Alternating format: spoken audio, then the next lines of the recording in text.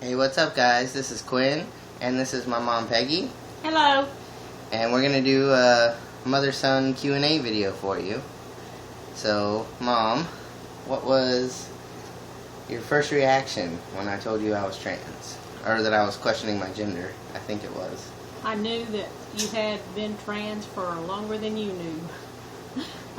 It was nothing new to me. I always had felt that inside, and I just was glad that you finally came to that realization. And what made you know growing up? Just your reaction to things, your energy. You had more male traits than you did female traits. And I remember when I came out to her, I was driving home from my gender therapist appointment, and I'm like, she called me and she's like, hey, you want to have lunch? And I'm like, oh, I'm driving back from the doctor in St. Pete. She's like, oh, what's wrong? And I'm like, nothing. And I didn't really want to say, and then I'm like, it's my therapist. And she's like, oh, okay. And just silence. And I said, it's my gender therapist, Mom. You know what that is? She's like, I know Chaz Bono. And so she was really great, and I'm like, do you still love me? And she's like, a penis won't change my love for you.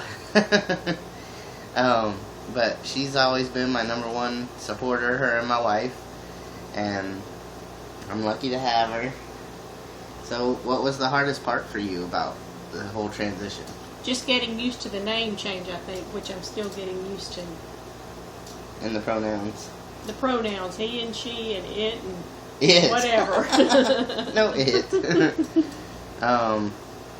What's the most shocking or hard to get used to part of the physical changes? I don't think anything has been that hard for me to get used to. I think that once the physical changes aren't the center of attention anymore and things go back to normal, that'll be better for everybody, you know.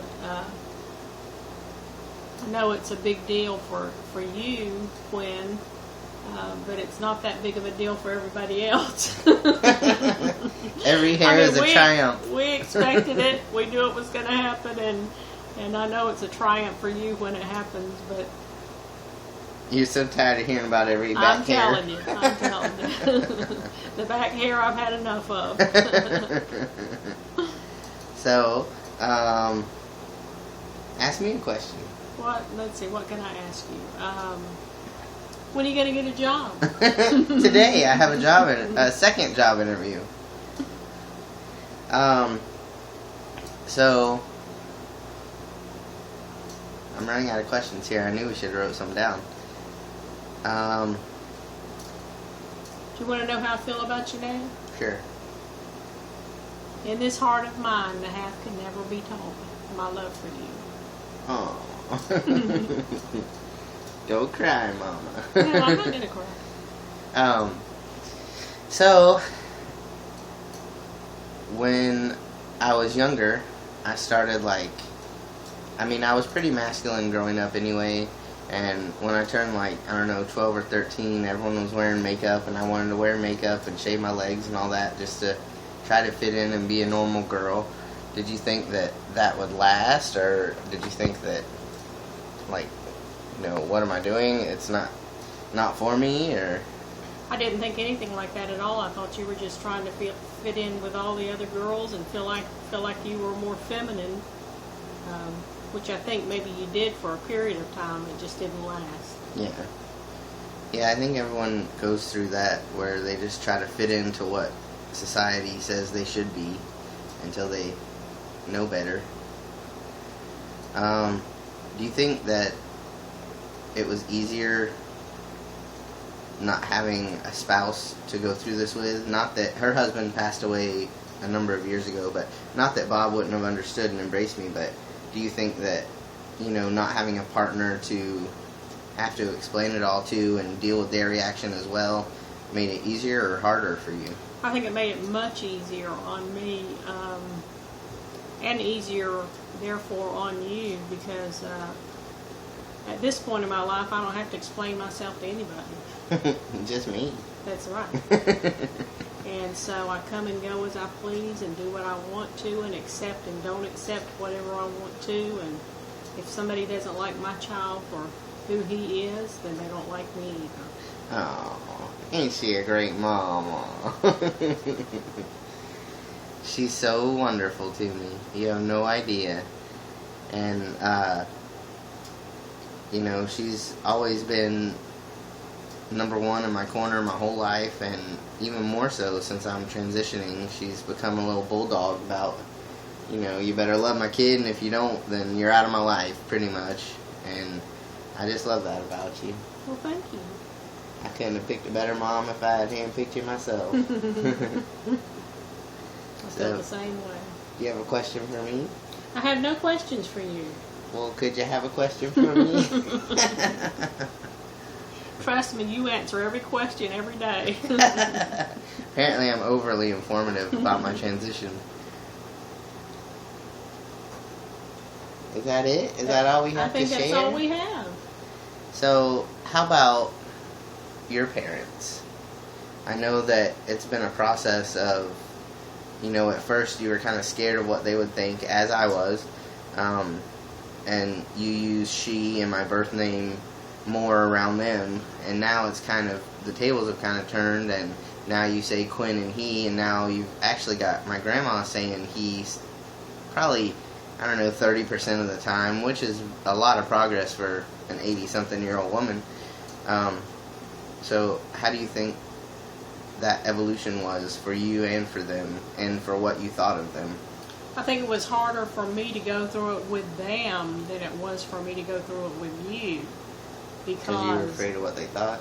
No, not so much that I was afraid of what they thought. I was afraid they wouldn't understand.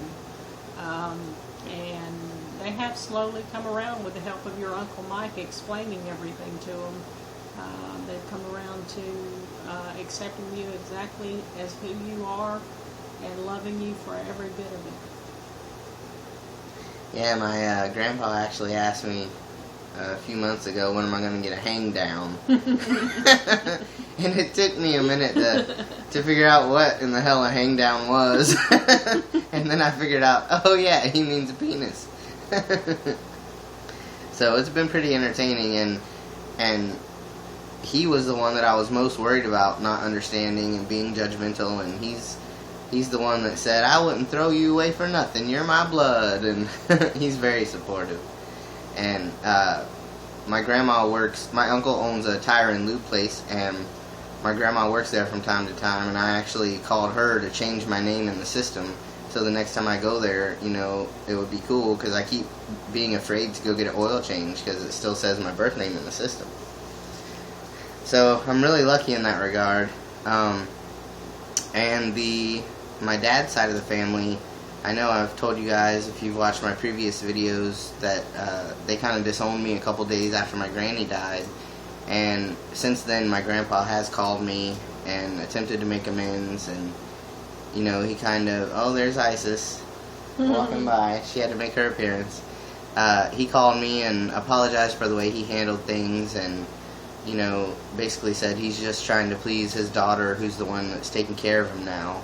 And he loves me, and he doesn't know how not to love me, but he just wants to please everyone, and he's just so confused and torn and doesn't know what to do or what to feel about it. And oddly enough, I don't think the Bible says anything about being transgender, and I reference the Bible because he's a Pentecostal minister. You know, I'm sure there were transgender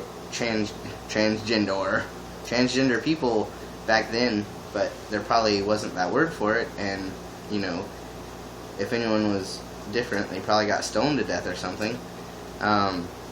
Well, even Paul had a thorn in the flesh. Maybe that's what it was. Maybe Paul was a girl. So, you know, I come from a lot of religiousness on both sides of my family, and I know that one side is, you know, Pentecostal, the other side is Southern Baptist, so that's a lot of staunch beliefs to overcome. And I'm just so lucky that everyone has just loved me through it, for the most part. And especially you. Well, you're welcome. I wouldn't have it any other way.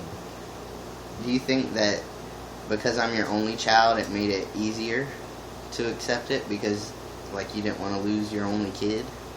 Oh, that had nothing to do with it. Of course, I don't want to lose my only kid. Whatever my only kid is, purple, black, green, orange, yellow, transgender, gay, bisexual, whatever, you are my kid, and nothing changes that. Nothing changes my love for you. I love you. I love you too. So I just wanted to prove to you guys that I do have the best mom ever right here.